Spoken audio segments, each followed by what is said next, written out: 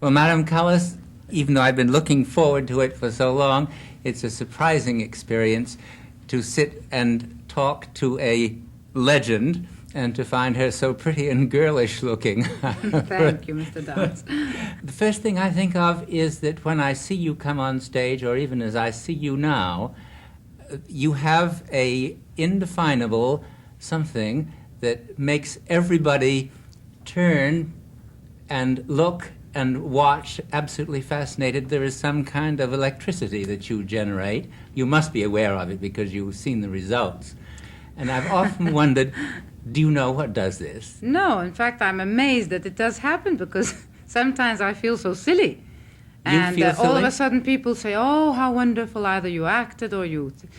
And it's a shock to me because I think really that I should have never have done things. I don't know. I don't really realize it. You don't realize it at all? I'm always surprised at it. It's extraordinary, and it's not just when you're in action. I've been told that, and I'm deeply flattered, but I really cannot realize it. I wonder if it's because you seem to be so concentrated in everything you do. You know, one of my very brightest and earliest memories of you, the year that you sang at the Metropolitan when you made your debut as Norma, yes, which I enormously enjoyed, but there are moments in Lucia that stuck in my mind, and oddly enough, and I think this is a tribute to a great artist, some of the moments that stuck in my mind were moments when you yourself, officially in your role, you had nothing to sing, you had no prescribed pantomime, you were watching, and you watched with such participation and such intensity that I felt the whole drama was going on in your mind and without any emotions. And I wonder how... Well, it's true. I don't indulge in many emotions unless it's absolutely necessary. I was taught that when I was a child, and I always, I think by nature I am like that. I don't move a lot, and I watch a lot. In fact, I remember as a child, this is not, of course, on stage, but my father always used to say when we walked by, and especially if we passed by a ice cream parlor, and I'd all of a sudden stop walking, and I'd pull my father's jacket, and I wouldn't say a word. I'd just look at him, wouldn't look at the ice cream parlor, I would look at him. And, well, he had caught on after a while, but he'd play the comedy and say, well, what are you asking for? What do you want? Will you tell me? And I wouldn't say a word. I was just looking at him like mad. So I suppose I have that by habit. It's something that I feel I should do because it's my nature, and I probably indulge in that on stage. I don't know. Because really there are times at certain rehearsals when I come out, I don't know anything about anything, and I'm in the midst of all people, all chorus, and I'm immediately looked out and immediately found on stage. Yes, I'm not indeed. dressed up for the opera, I'm dressed up civilian clothes. And they've told me after the spell and all that I cast, which amazes me always because I certainly don't do anything to cast any spell. It's amazing. It probably has to be something you're born with. And the same thing seems to me to apply to your career in general, even when you're not physically present. So many people have to have press agents and public relation people, and they worry about their public image and so on. And everything that you do somehow has a quality of excitement about it or fascination. Well, to tell you the truth, I don't have a press agent because I should have probably, because I'm paying the consequences now. Or rather, I did, not anymore, because if you're not tied to people, well, they try to fight you, so you will belong to them as for interests and all that. Yes. We know very well that art is not all beauty. Yes. But as I'm a very independent creature, and I like what I do have coming to me, whether it's good or bad, the sincere way, otherwise I don't feel it's worth my making a career. The public must applaud me or love me the way I stand and as things are. So I was against them also because when I needed a press agent and engagements, nobody just looked at me at all. And of this course, seems incredible. Well, there were many a time at the beginning of my second career also, which I call the big career, after 1947, that nobody wanted to talk to me. I mean, no agent would touch me and give me a job because I was immediately after my debut in Italy, was not loved that much. I was something new to listen to, and they disliked anything that took them away from tradition.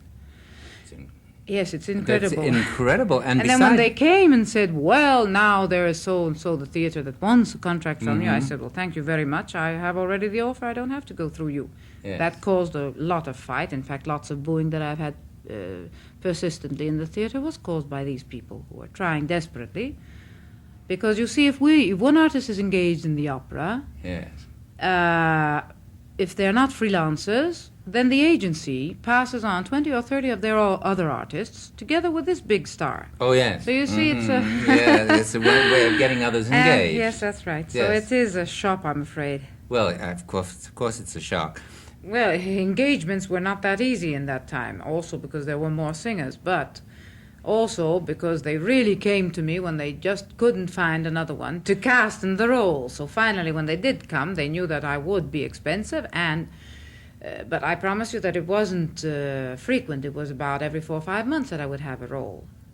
And finally, when I did sing this role, whether it was Forza del Destino or Aida, there were many people that used to say, well, her high notes are beautiful, but her middle notes are not. And the other one said, oh, the middle notes are beautiful, but the top are no good. And, well, the other one would come out saying the low notes are beautiful, but in other words, they wouldn't agree.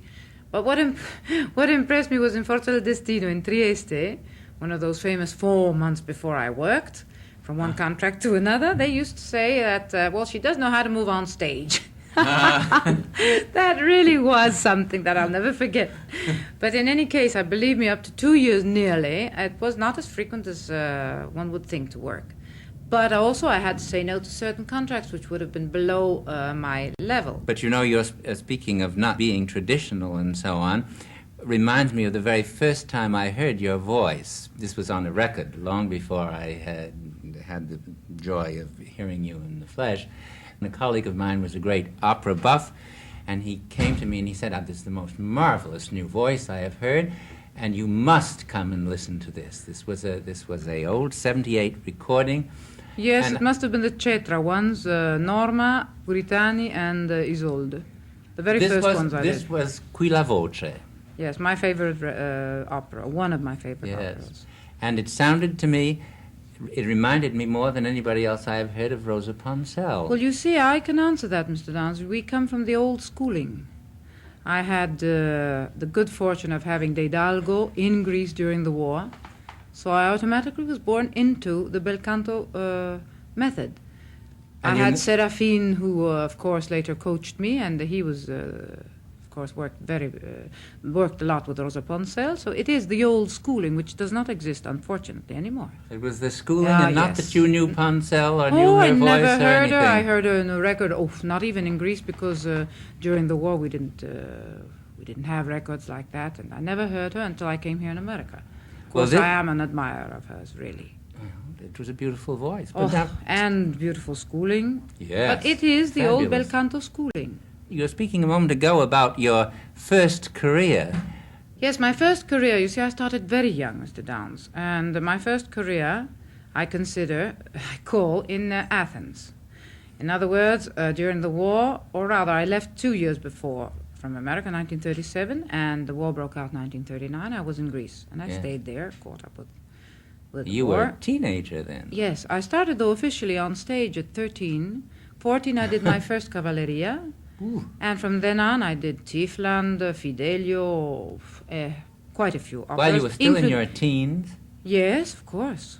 But Was great singers, once upon a time, used to start very young indeed. Even my teacher, Elvira de Hidalgo, at 13 years old, she was on stage already. And it was women were much more mature once upon a time. Well, that it's true. I'm sure it's true, but it must have been a fabulous well, that is training what gave me my experience, I'm sure, because I had my training there, I had my stage experiences, so I had my ups and downs. By the time I came to Italy for the big career, shall I say, I had already learned so many roles. I was singing for 8 years.